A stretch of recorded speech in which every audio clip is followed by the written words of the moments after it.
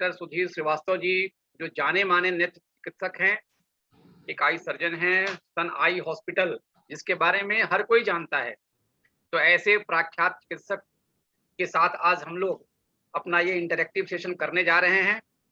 और जैसा कि हम लोगों को पता है कि पिछले जब से दूसरी वेव आई है कोरोना की, तब से हम लोगों ने जैसे ही आई वैसे ही जन जागरण के उद्देश्य से हम लोगों ने लोगों को डॉक्टर्स के साथ में कैसे उनसे उनको परामर्श मिल सके, कैसे वो अपनी आवश्यकताओं और अपनी समस्याओं को उनके सम्मुख रख के उनसे बातचीत कर सकें। इन मुद्दों पर हम लोगों ने ये कोविड-19 हेल्पिंग हैंड्स के नाम से एक सीरीज को शुरू किया था और आज उसी के हम 9th एपिसोड पे हम लोग हैं, जिसमें कि डॉक्टर साहब आज अपने साथ हैं। मैं डॉक्टर साहब का जो है हम सभी की तरफ से, मंगलमान अभियान की तरफ से, सेवा भारती की तरफ से मैं बहुत हार्दिक अभिनंदन करता हूँ, स्वागत करता हूँ कि आज आपने समय निकाला। और कोरोना को ही हम लोग बहुत बड़ी चीज़ समझ रहे थे, कोरोना से ही त्रस्त थे। लेकिन इस समय कोरोना से भी बड़ी चीज़ जो हम लोगों के सामने आ गई है, जिसमें सुनते हैं कि मोर्टेलिटी रेट भी बहुत ज़्यादा है, समस्याएँ भी बहुत ज़्यादा लोगों को हो रही हैं। और ऐसा देखने में लग रहा है कि जैसे हम लोग जब पिछली बार जब फर्स्ट वेव के समय में बात करते थे कि कोई एक आध केस जो है कोरोना का मिल जाता था तो त्राहिमाम हो जाता था। आज के दिन पर जो है परिवार के परिवार और मोहल्ले के मोहल्ले कितने लोग संक्रमित हुए हैं। तो ऐसे में निश्चित तौर पे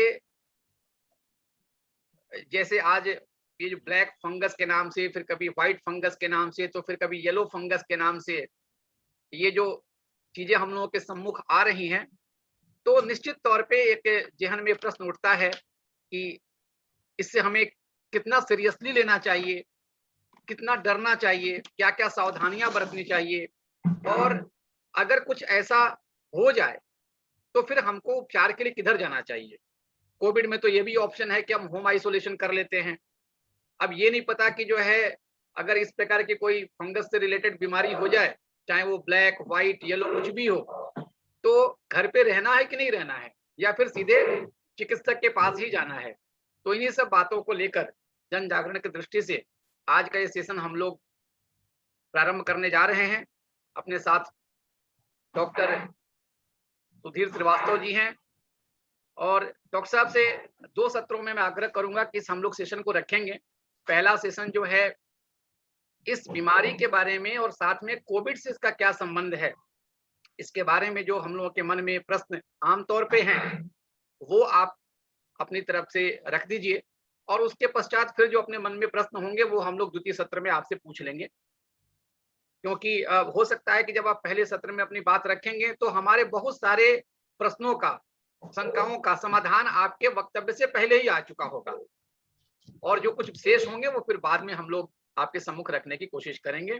तो डॉक्टर साहब आप इसी के साथ शुरुआत अगर करें कि हम लोग पहली बात किस बीमारी को कितना खतरनाक और कितना सीरियसली लें।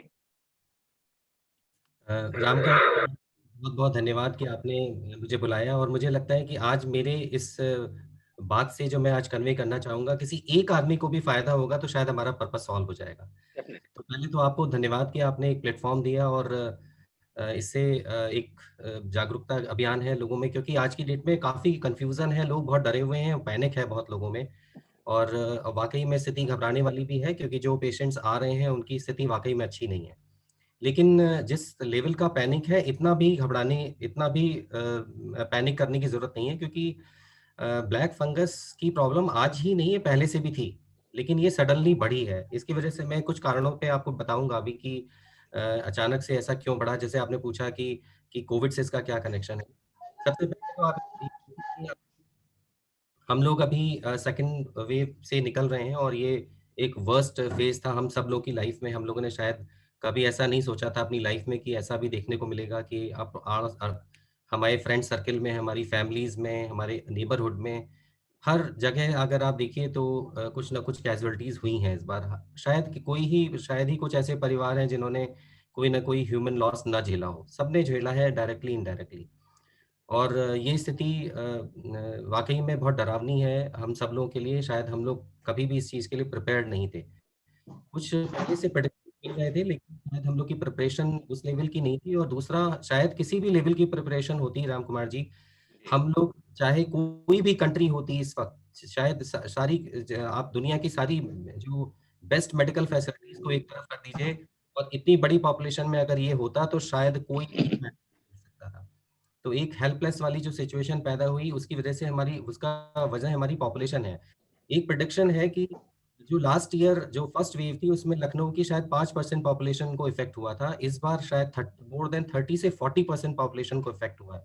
तो आप अंदाज लगाइए कि सडनली अगर एक हफ्ते के अंदर आपके पास 20 से 25 लाख लोग आपको बीमारी के साथ आ जाएं, तो आप कोई भी, शायद हिंदुस्तान की जितनी मेडिकल फैसिलिटी अगर लखनऊ में इकट्ठी कर देते, तब भी उसको पूरा कर पाना पॉसिबल नहीं था। जी आप ये सोचिए, ऑक्सीजन की शॉर्टेज हुई, करीब जो रिक्वायरमेंट 900 टन साल भर की हिंदुस्तान के अंदर, एक दिन की जो रिक्वायरमेंट है 900 टन की है। अचानक से एक हफ्ते के अंदर वो बढ़ के 9000 टन हो जाए, तो ऑक्सीजन की प्रॉब्लम तो होगी होगी। तो ये स्थिति ऐसी थी जो कि शायद हम लोग बिल्कुल प्रिज्यूम ही नहीं कर रहे थे, और शायद किसी भी लेवल की तैयारी होती उसमें हम लोग को दिक्कत ही होती। अब ये कि ब्लैक जो फंगस सडनली आया है, इसका ये वाकई में डरावने वाला है, क्योंकि हम लोगों ने इस सेकेंड वेव से पहले या कोविड में ये नहीं सोचा था। हम लोग अभी कोविड के बारे में ही लगे थे कि हम कोविड को कैसे स्प्रेड को रोकें, और कैसे हम इसकी बीमारी पे कंट्रोल करें, कैसे हम ऑक्सीजन।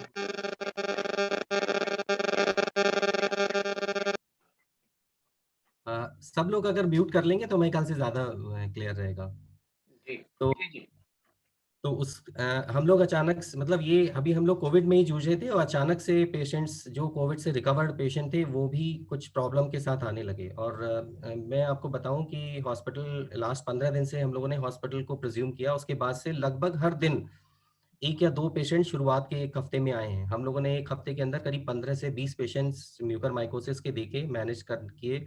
और अब वो मतलब खुशी की बात है कि वो सडनली वो नंबर अब डाउन हो गया है, और अब उतने पेशेंट्स देखने को नहीं मिल रहे हैं। तो इसका मतलब ये कि अब वो डाउन ट्रेंड की तरफ है। अब शायद उतने केसेस हम लोग को आगे देखने को ना मिले।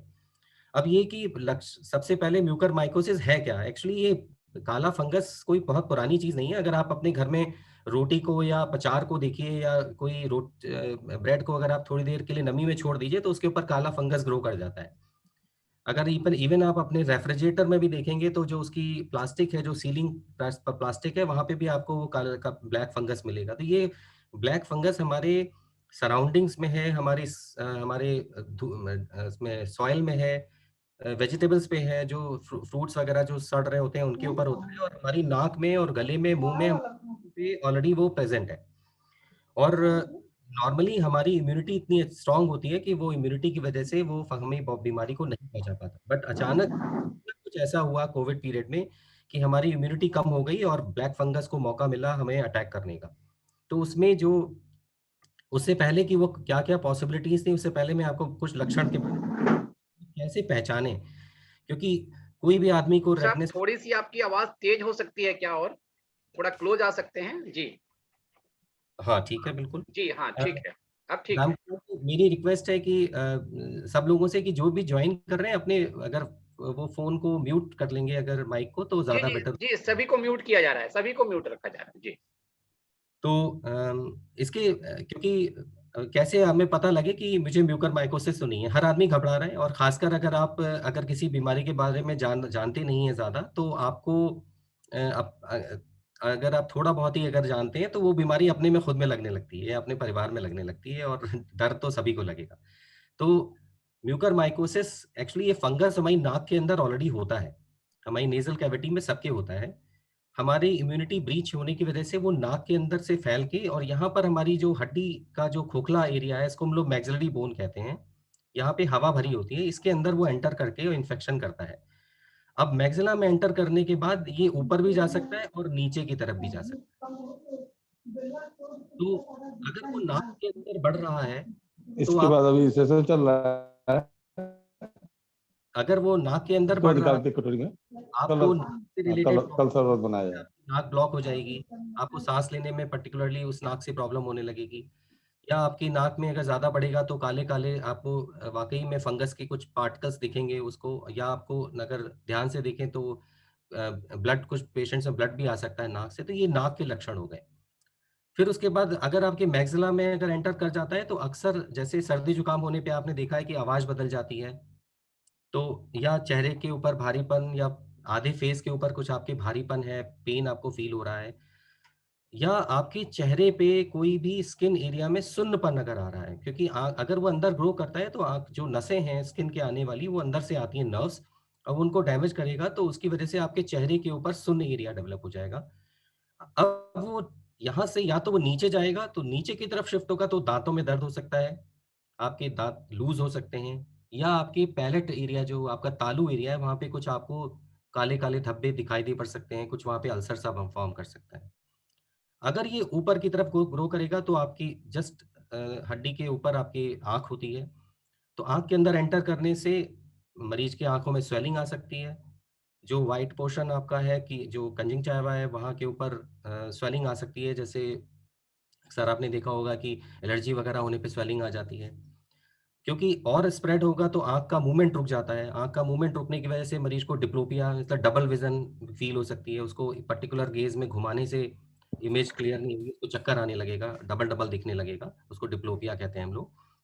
और जैसे ज़्यादा इन्वॉल्वमेंट जैसे-जैसे बढ़ता जाएगा तो फिर आँखों की नसों को इन्वॉल्व करता है और आदमी को निगाह में कमी आती है और धीमे-धीमे आदमी ब्लाइंड भी हो जाता है।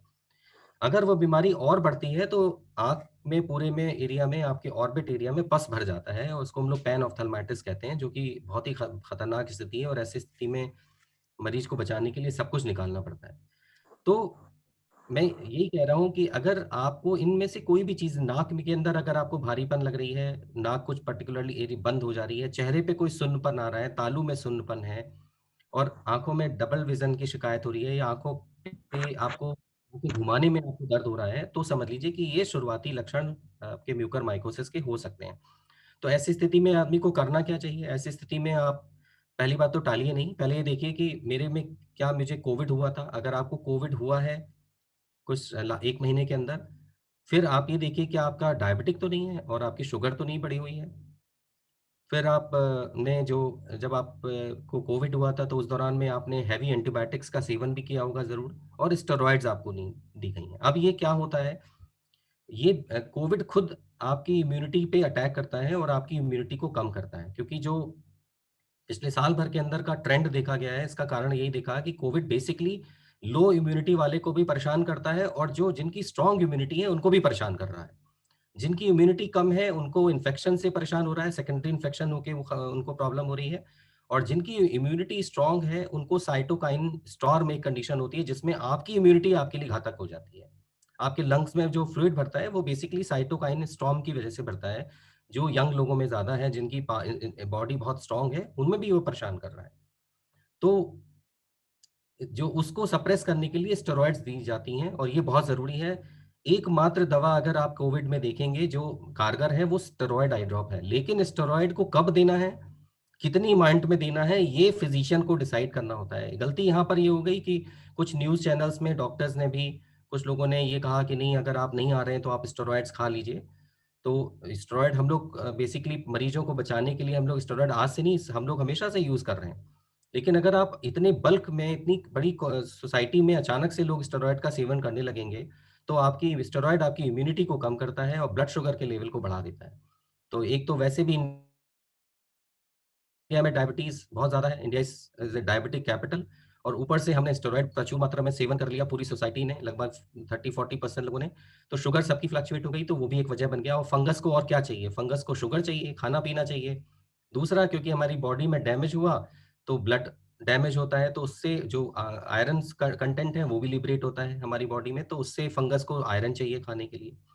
तो हमने पूरा एक तरह से थाली परोस दी फंगस की तरफ कि उसको हमने खाने-पीने के लिए शुगर भी दे दी और हमने अपनी बॉडी की इम्यूनिटी कम करके भी उसको जगह बना के दे दी कि भई आप आ जाओ अंदर और हमने साथ में आयरन भी दे दिया उसको कि खाइए और आप खा-खा के ब्लैक हो जाइए, काला हो जाइए। तो आपने अपनी तरफ से उसको अपने शरीर को एक तरह से प्रेज़ेंट कर दिया फंगस के लिए, तो फंगस को और क्या चाहिए? उसको तो बेस्ट एनवायरनमेंट मिल रहा है ग्रो करने के लिए। तो इसलिए हमें ध्यान ये रखना है कि जो मरीजों को पिछले कुछ समय में कोविड हुआ है, जिन्होंने एंटीबायोटिक्स खाई हैं, देखिए एक एंटीबायोटिक बात समझिए कि बेसिकली कोविड एक वायरल प्रॉब्लम है, लेकिन हम केवल एक बैक्टीरियल इन्फेक्शन को बचाने के लिए हम उसको लोड्स ऑफ एंटीवायरस एंटीबायोटिक्स देते हैं।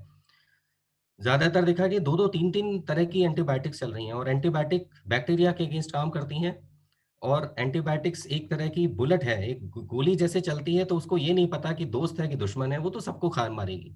तो जब आप एंटीबायोटिक लेंगे तो आपकी बॉडी के अंदर जो बैक्टीरिया आपके जीने के लिए ज़रूरी हैं, हमारे शरीर में कमेंसल्स बैक्टीरिया होते हैं जो हमें जीने के लिए ज़रूरी हैं। हमारे पेट में ई कोलाई होता है जो कि डाइजेशन के लिए सही है हमें उसके बिना हम डाइजेस्ट नहीं कर सकते खाने को। वैसे ही हमारी स्किन पे, हमारी आँखों में, नाक में, मुँह में हर जगह कमेंसल्स बैक्टीरिया होते हैं जो आपके डाइजेशन से लेके आपको प्रोटेक्शन में सारे में काम कर रहे होते हैं और बेसिक इनका काम होता है कि वो पैथोजेंस जो बीमारी फैलाने वाले फंगस, बैक्टीरिया और वायरस होते हैं, उनको वो पनपने नहीं देते। वो आपको बचाते हैं। तो एंटीबायोटिक के सेवन से वो सब सफाया हो जाता है और आपका शरीर एक तरह से नेकेड हो जाता है इन्फेक्शन कैच करने के लिए। तो आपने एंटीबायोटिक्स खाई, स्टेरॉइड से आपने इम्यूनिटी ब्रीच कर ली, स्टेरॉइड से आपकी शुगर लेवल बढ़ गई, आप डायबिटिक थे, आपने ध्यान नहीं दिया, तो आपका शरीर पूरा तैयार हो गया इन्फेक्शन कैच करने के लिए। तो अगर केवल हम इन्हीं चीज़ों का ध्यान रख लें, तो हम बहुत पेशेंट्स को म्यूकरमाइकोसिस से बचा सकते हैं और अननेसेसरी पैनिक भी करने की ज़रूरत नहीं है। अगर इन मरीजों में आँख जैसे मैंने बताए लक्षण में कि नाक में कोई दिक्कत लगे, चेहरे पे कोई सुन्नपन हो, आँखों में धुंधलापन आए, डबल-डबल कोई विज़न हो या आँखों के अंदर डीप पेन अगर आपको फ़ील हो, तो ऐसे में लक्षण और ये ज़्यादातर एक साइड में होता है। म्यूकरमाइकोसिस बहुत रेयरली दोनों साइड में इन्वॉल्व करती है, वो ज़्यादातर एक ही तरफ इन्वॉल्व करती है। तो अगर ऐसे कोई भी लक्षण आपके साथ हैं और वो जो पहले के जो रिस्क फैक्टर्स थे, वो भी आपके साथ हैं, तो आपको डेफ़िनिटली एक ओपिनियन लेनी चाहिए। ओपिनियन लेने के लिए मेरी यही है राय कि अगर आँख से रिलेटेड प्रॉब्लम है तो ऑप्थेल्मोलॉजिस्ट से कंसल्ट कर लें। अगर आप नाक से रिलेटेड प्रॉब्लम है तो आप ईएनटी के पास जाएँ। ज़्यादातर जो मरीज़ हम लोग के पास आ रहे हैं आँखों की प्रॉब्लम के साथ जिनमें हम सस्पेक्ट करते हैं कि इनको म्यूकर हो सकता है, उनको हम लोग ईएनटी चेकअप के लिए भेज रहे हैं। ईएनटी चेकअप से डॉक्टर एंडोस्कोपिकली नाक के अंदर देख लेते हैं कि कुछ ग्रोथ तो नहीं है, ब्लैक फंगस तो नहीं है या कुछ बदलाव तो नहीं हो रहे हैं। अगर कुछ भी ऐसा बदलाव हो रहा है तो उसको जानने का तरीका है एमआरआई। एमआरआई एक ऐसी सीटी स्कैन यहाँ पे बहुत हेल्प नहीं करता। एमआरआई अगर हम करते हैं अगर चेहरे का और ऑर्बिट का और पूरे साइनसेस का तो हम ये पता लगा सकते हैं कि कहाँ-कहाँ तक वो फंगस की ग्रोथ है। अगर ग्रोथ है तो उसी हिसाब से फिर सारा ट्रीटमेंट डिपेंड करता है। एक चीज़ और बता दें ट्रीटमेंट केवल दवा खाना नहीं है, ना दवा चढ़ाना है। ट्रीटमेंट इसका एंटी फंगल मेडिसिन्स क्योंकि ये फंगस खून की नसों के अंदर एंटर करके उसको ब्लॉक कर देती है और जैसे आप सोचिए कि गैंग्रीन हो जाता है ना, अगर किसी के आपके हाथ या पैर को बाँध दीजिए और खून ना आगे बढ़ने दीजिए, तो आपका हाथ काला पड़ जाएगा। तो वैसे ही ये खून की नसों के अंदर एंटर करके खून के बहाव को रोक देती है, तो उसके आगे का जितना एरिया होता है, वो सब सड़ने लग जाता है। तो उसको हमें निकालना बहुत ज़रूरी होता है। तो जब एमआरआई के हिसाब से आप बीमारी को की एक्सटेंशन को सारा असेस करने के बाद उसको क्लीनिंग करते हैं और तब हमारी एंटी फंगल मेडिसिन्स और जो हम ओरल एंटी फंगल या एम्फोटेरिसिन बी जो चढ़ाने की दवा होती है, आईवी मेडिसिन से दी जाती हैं, वो कारगर होती हैं। तो नटशेल में कि मेरे ख्याल से आपको मैसेज मिल गया होगा कि आपको क्या सिम्पटम होंगे। सिम्पटम एक बार मैं फिर से बता दूँ, नाक में कोई भी प्रॉब्लम लगे, चेहरे पे कोई सुन्न हो, आँखों में दर्द हो, चेहरे पे वेग कंप्लेन हो, मतलब हैवीनेस हो एक तरफ आपको, आँखों के घुमाने में आपको दर्द लगे, निगाह में कोई कमी लगे या डबल-डबल विज़न लगे, तो तुरंत आप म्यूकरमाइकोसिस और आपको साथ में जो आपको कोविड हो चुका है, आप डायबिटिक हैं अनकंट्रोल्ड, आपने स्टेरॉइड एंटीबायोटिक्स का सेवन किया है, तो ऐसे में आपको तुरंत राय एक बार लेना चाहिए और ये चेक करा लेना चाहिए कि मुझे है तो नहीं।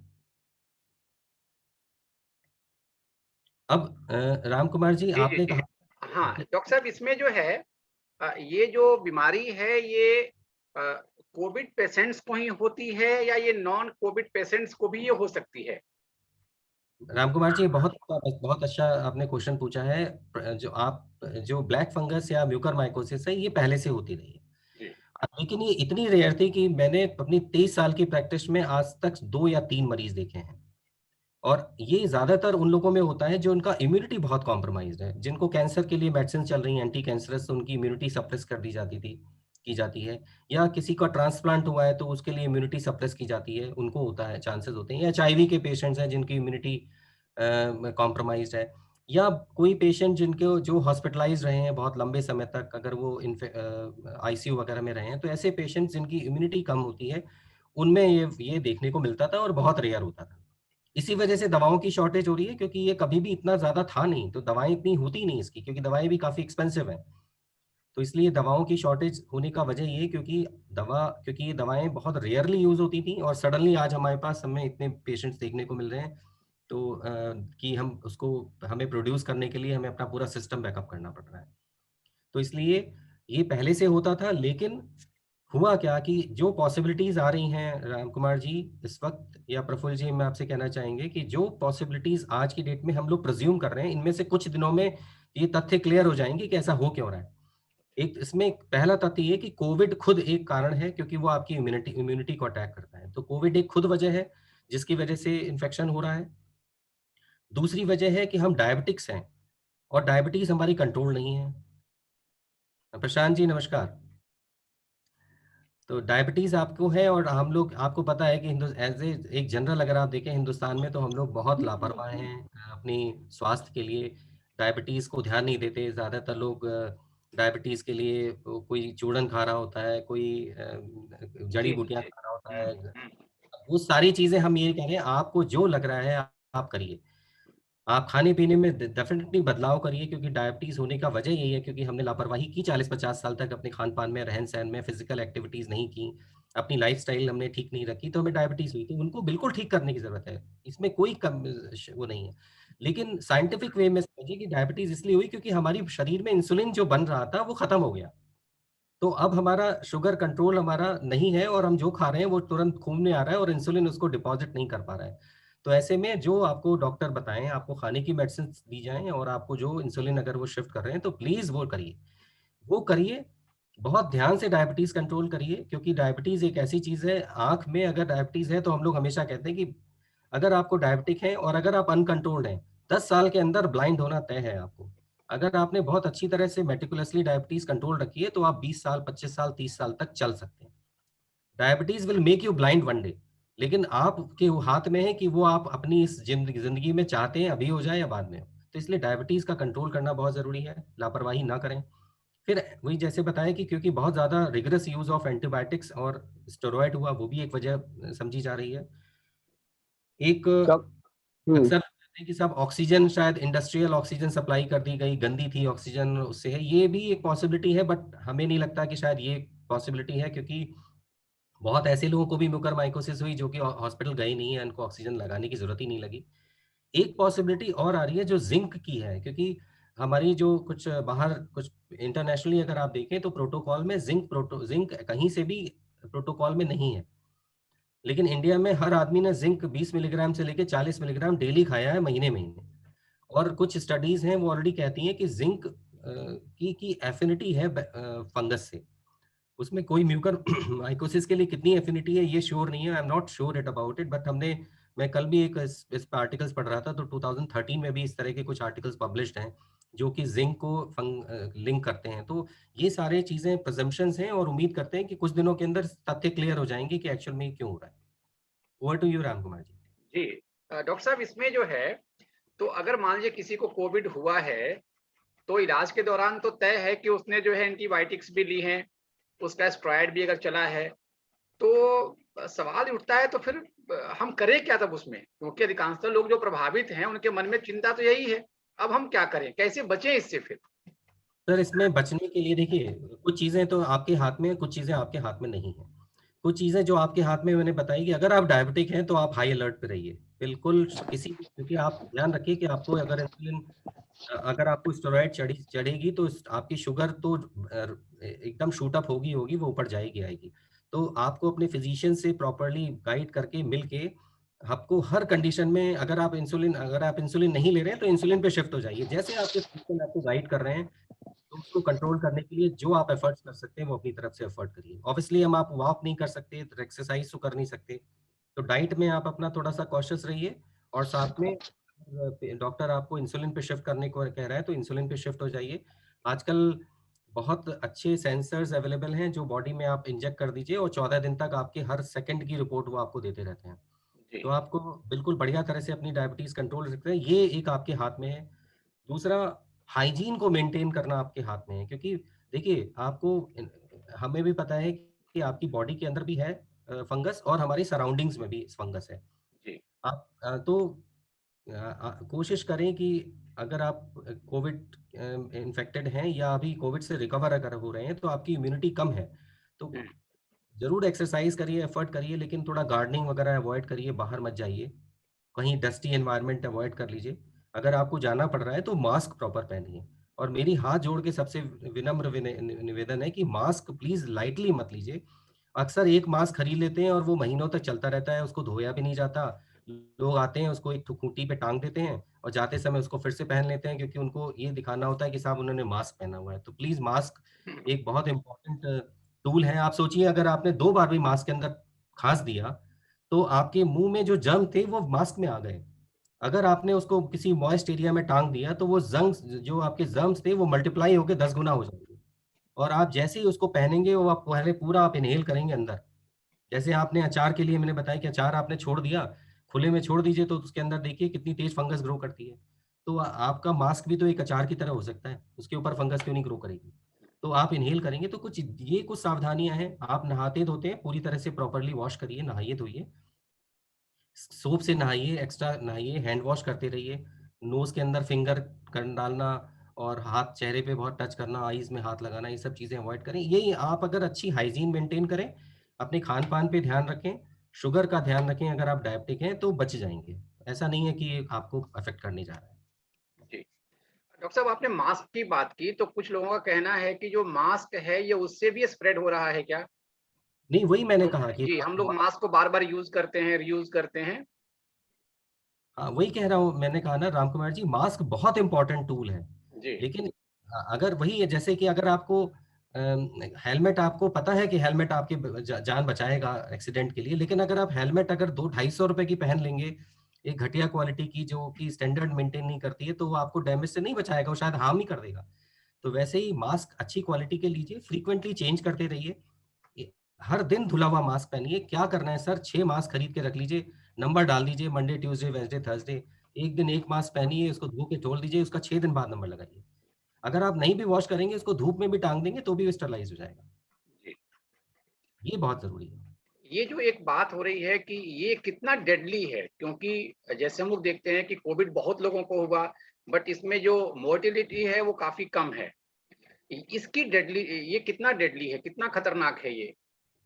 अ, ये डिपेंड करता है राम कुमार जी कि वो किस स्टेज पर पेशेंट पहुँचा है। जी। जैसे स्टेज 1 में अगर आया है, तो अगर उसकी केवल नाक के अंदर ही लिमिटेड है या नाक और साइनस में ही इन्वॉल्वमेंट है, और अगर आपने उसी स्टेज में डिटेक्ट कर लिया, तो शायद उसको बचाना बहुत ही आसान है। लेकिन अगर उसने आँख में इन्वॉल्वमेंट हो गया और उसके पैलेट तक इन्वॉल्वमेंट हो गया, तो आप सोचिए अगर ज़्यादा होगा तो पूरा आपको आधा फेस निकालना पड़ेगा पेशेंट का। तो वहाँ पर उसकी जान बचाने के लिए आपको चेहरा तक निकालना पड़ेगा। फिर वही ज़रा-सा आपने लापरवाही की 4-5 दिन की, तो वो आपके दिमाग में घुस जाएगा, शायद बचाना मुश्किल होगा। ओह! मोर्टेलिटी रिस्क फैक्टर्स जो हैं, it depends on the severity and depends on the site of involvement, कहाँ पे इन्वॉल्वमेंट है। जी। और इसकी जो मोर्टेलिटी प्रेडिक्टेड है वो नियरली 50% है। मतलब आप मान के चलिए कि 100 में से 50 लोगों को हम लोग नहीं बचा पा रहे हैं। अच्छा। ये बहुत डेडली डिज़ीज़ है। ओह! और अगर किसी इम्यून कॉम्प्रोमाइज़ पर्सन में हो गया, तो आप 100% मान के चलिए कि बचाना मुश्किल है। अच्छा, तो क्या इसका घर पे कोई ट्रीटमेंट हो सकता है या केवल हॉस्पिटल जाना ही पड़ेगा? कोई इसका विकल्प नहीं है? नहीं सर, इसके लिए देखिए आपको वायरल, आपको मैं एग्ज़ाम्पल देना चाहूँगा। मेरे एक स्टाफ जो सबसे सीनियर मोस्ट स्टाफ है, 23 ईयर से ही इज़ विद मी, और इनफैक्ट उसने बहुत लोगों को मतलब शायद आप लोग की फैमिली में कुछ लोग ऑपरेट हुए होंगे, वो ज़रूर रहा होगा, मतलब he is my right hand. वो कोविड पॉज़िटिव था एंड उसने छुपाया हम लोगों से, क्योंकि हम लोग हमेशा अपने सारे स्टाफ से कनेक्ट हो रहे थे। हम लोग डेली ज़ूम पे कनेक्ट रहते थे, सबकी हाल-चाल लिया जाता था हॉस्पिटल बंद होने के दौरान। तो उसने नहीं बताया, और आज से 1 हफ्ते पहले उसने मुझे बताया कि मुझको देखने में प्रॉब्लम हो रही है और डबल-डबल दिख रहा है। आप समझ जस्ट इमेजिन कि उसकी सिम्पटम कैसे शुरुआत हुई। हुँ। उसको कोई और लक्षण नहीं था, उसको केवल डिप्लोपिया की प्रॉब्लम हुई, इसको 2-2 दिखने लगा। वो उसको तुरंत हमने बुलाया, रात में उसने बताया, मॉर्निंग में हम लोगों ने उसको एग्ज़ामिन किया।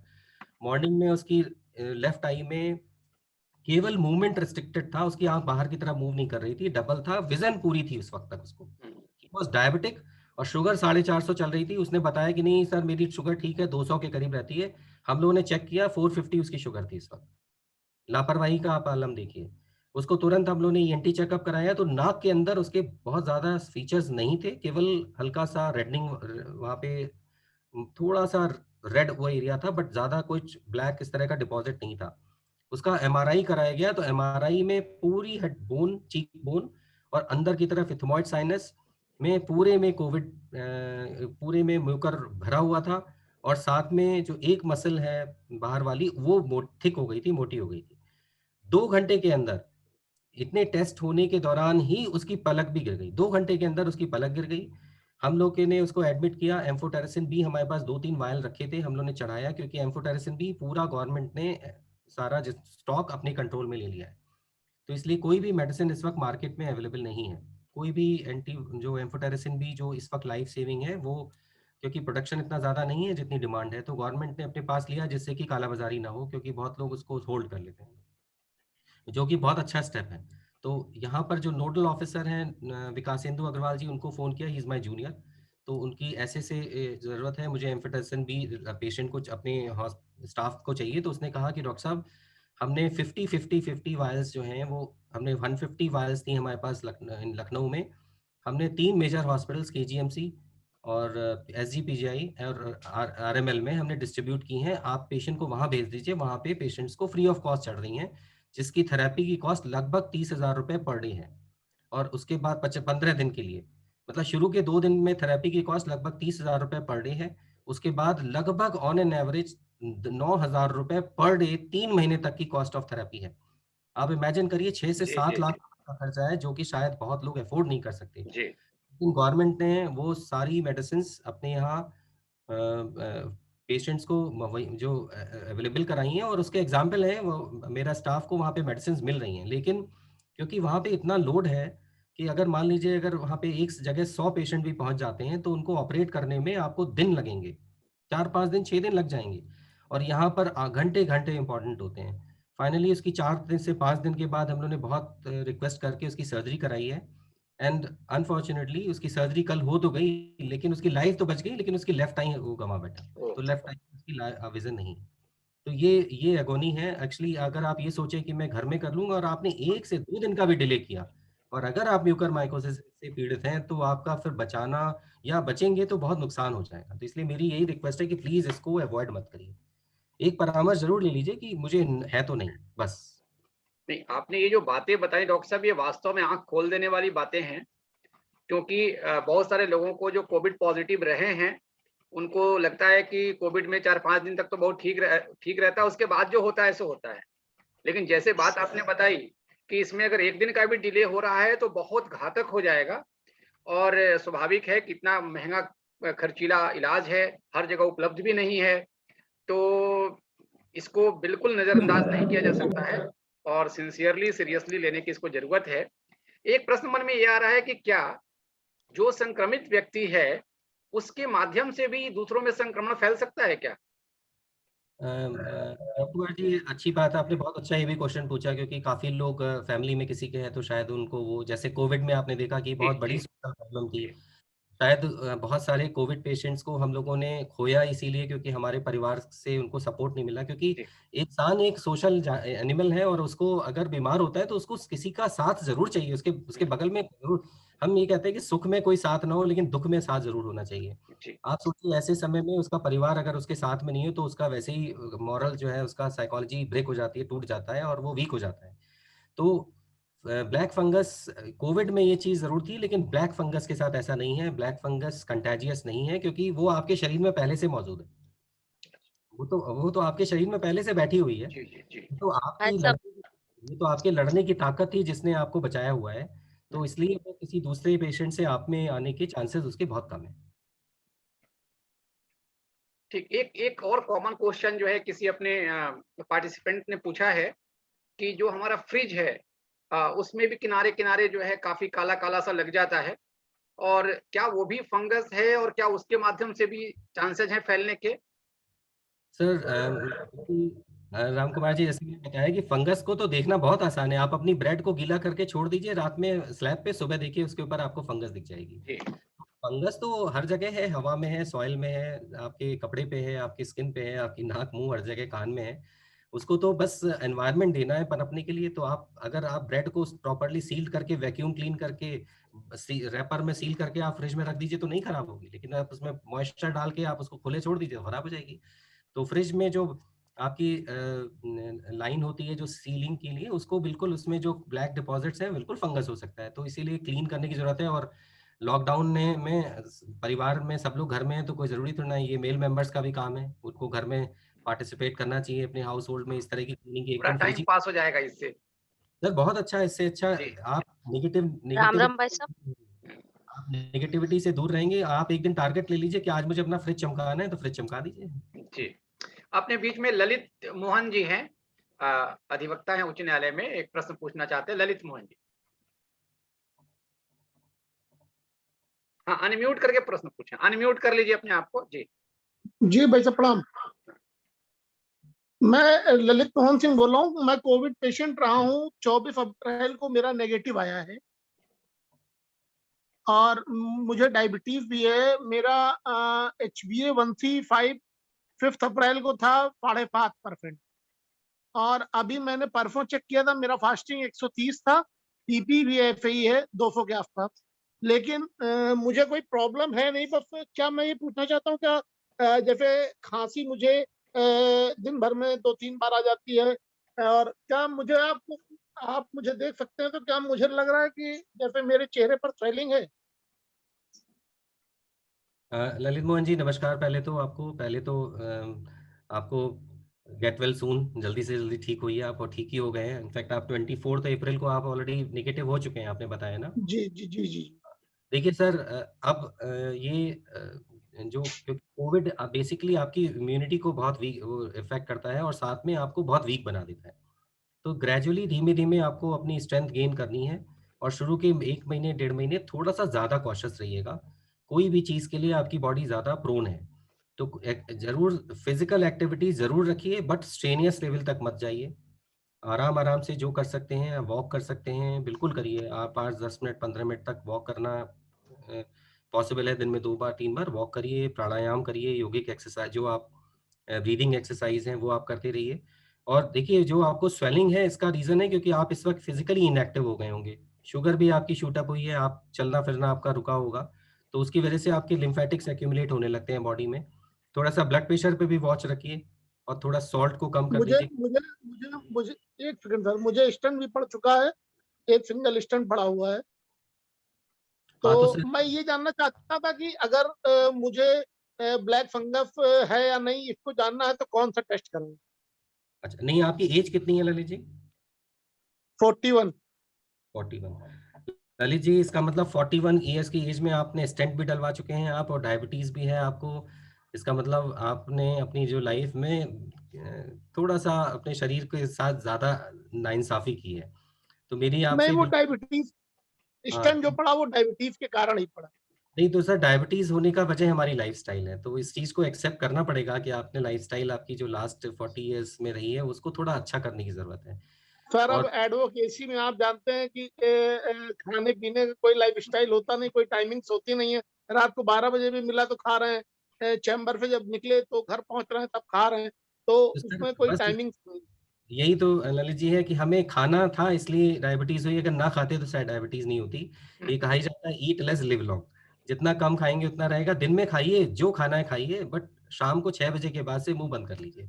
आप ड्रिंक्स ले लीजिए, आप सपर ले सकते हैं, आप लिक्विड ले सकते हैं, आप सूप्स ले सकते हैं, बट डिनर यूज टेरल्स को अवॉइड करिए। खैर वो तो आपने नुकसान किया, अब तो ठीक करने की जरूरत है। दूसरी चीज है कि थोड़ा सा अभी आप फिजिकल एक्टिविटीज बढ़ाएंगे ना, तो आपकी जो स्वेलिंग है वो कम हो जाएगी, और कोई डायरेक्ट आपको टेस्ट कराने की जरूरत नहीं है क्योंकि नहीं उसके। सर, मैं फिर भी थोड़ा सा प्रॉब्लम है, क्योंकि मैं आंखों में भी एक आई ड्रॉप डाल रहा हूँ। आंखों पे हल्का सा कलवलाहट होती है आंखों में। नहीं तो वो कोई जरूरी नहीं है ब्लैक फंगस से हो रही हो, लेकिन अगर आपको लग रहा है, वही मैंने बताया कि आपको जो मैंने लक्ष्य सिम्टम्स बताए सारे, उन सिम्टम्स में कोई भी चीज अगर आपको लग रही है तो बिल्कुल चेकअप कराइए एक बार। अब जैसे मुझे दूर का कम दिखता है, तो कभी कभी डुअल दिखता है, कभी कभी हाँ ऐसा नहीं है। वो आपके चश्मे के नंबर की वजह से हो सकता है, तो वो इसीलिए टेस्ट जी करते हैं तो हमें क्लियर हो जाता है ललित जी कि एक बार चेक करा लीजिए डॉक्टर साहब से जाकर।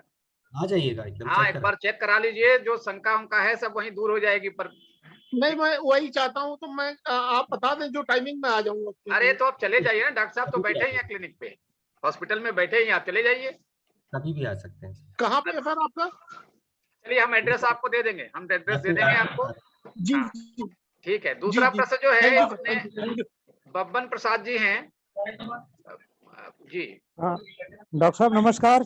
डॉक्टर साहब मैं थोड़ा सा ट्रेडिशनल सवाल पूछ रहा था, क्योंकि पहले जब आंखों में हम लोगों को दर्द होता था, आंखों में हल्का सा पेन होता था, और कान से रिलेटेड या नाक से रिलेटेड होता था, बूढ़ी माँ जो होती थी, तो वो नाक में मस्टर्ड ऑयल डाल देती थी, मस्टर्ड ऑयल डाल देती थी। क्या मस्टर्ड ऑयल जो आंख में अगर डाला जाए या नाक और कान में डाला जाए, क्या हार्म तो नहीं करेगा? इससे कोई रिलेटेड कुछ फायदा कर सकता है? सर आपने कौन सी दवा बताई है? मस्टर्ड ऑयल, मैं ट्रेडिशनल चीजें बता रहा हूँ, सरसों का तेल शुद्ध। जी देखिए आप इस तरह के पुराने जो इंडिजिनस हम लोग करते थे, बहुत सारी चीज़ों में बड़ा साइंस होता था, लेकिन अगर आप नेचुरल बॉडी को देखिए तो जी शरीर में इस तरह की कुछ भी करने की जरूरत नहीं है, क्योंकि नेचर ने इतना, सर आपका शरीर जो बना है ये हजारों साल और लाखों साल के इवोल्यूशन के बाद बना है। जी नेचर जी ने बड़ी रिसर्च करके आपको बना के भेजा है।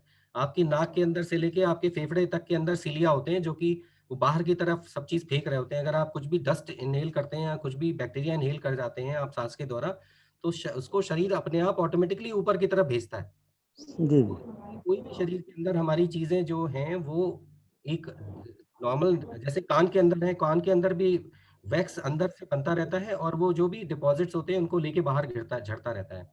जी तो नाक में तेल डालना या कान में तेल डालना पता नहीं कितना फायदा करता है। अगर आपको लगता है कि आपको उससे आराम मिलता है तो ले सकते हैं, लेकिन बहुत ज्यादा करने की जरूरत नहीं है, क्योंकि जी उससे सिस्टम ही गड़बड़ होगा। हमारा नेचर जो है वो अपने अपने आप एक डिफेंस सिस्टम बना के रखा हुआ है, उसको डिस्टर्ब करने की हमें लगता है जरूरत नहीं है सर।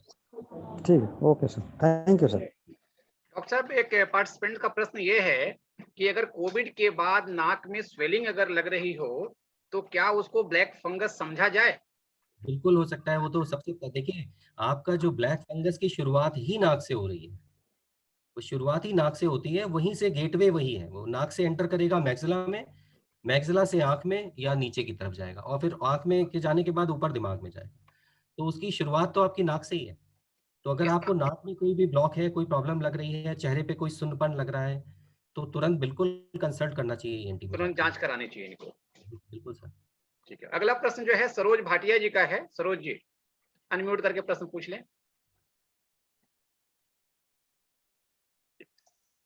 सरोज भाटिया जी का प्रश्न है, अनम्यूट कीजिए अपने आप को। जी दोनों आंखों का ऑपरेशन हुआ है, तो मुझे क्या किफायत बरतनी चाहिए इसके लिए? और शॉप पे भी मैं बैठती हूँ 4 घंटे। नमस्कार सरोज जी, आपको कोई, आपकी दोनों आईज ऑपरेटेड है इस वक्त? क्योंकि ऑपरेशन के तुरंत बाद हफ्ते 10 दिन तक जो सावधानियां होती हैं बस वो जरूरी होती हैं, उसके बाद एक नॉर्मल इंसान की तरह ही आपको सावधानियां बरतनी है। बस आप अपनी हाइजीन का ध्यान रखिए, बाहर निकलते हैं तो मास्क रोज बदलिए, फ्रेश मास्क पहनिए, 6 मास्क रखिए हर दिन के लिए अलग अलग, और उनको आके वॉश करिए, और चश्मे का जी इस्तेमाल करते रहिए। बाहर से आने के बाद अपने हैंड वॉश करिए, फेस को वॉश कर लीजिए, और अगर आपको डायबिटीज है, ब्लड प्रेशर है, उसको कंट्रोल रखिए, चश्मे का इस्तेमाल करते रहिए। अगला प्रश्न जो है सरिता गुप्ता जी का है। आलोक जी आपको मुझे भी कोई पूछना है? बीमारी नहीं है, 69 साल की हूँ मैं व्यक्ति हूँ, और मुझे यही है कि शॉप पे जाने की क्या किफायत बरतनी चाहिए, मतलब वहाँ शॉप पे आप अपना मास्क पहनेंगी मैम, और अपनी हैंड वॉश करते रहिए प्रॉपरली। मास्क तो पहनते हैं। हाँ, वो मास्क मास्क पहनना जरूरी है, कि वो ये देखना कि मास्क आपने ठीक से पहना है कि नहीं पहना है, क्या वो मास्क आपका साफ है कि नहीं है, वो प्रॉपरली आपके चेहरे पे फिट है कि नहीं फिट है, उसको आप आते हैं तो किस तरह से आप उसको रख रहे हैं, कैसे मेंटेन कर रहे हैं, ये बहुत ज्यादा इंपॉर्टेंट है। और अपने हैंड वॉश करते रहिए बस।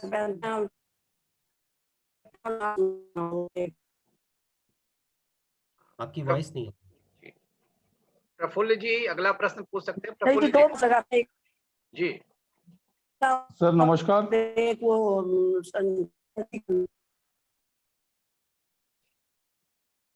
सर नमस्कार।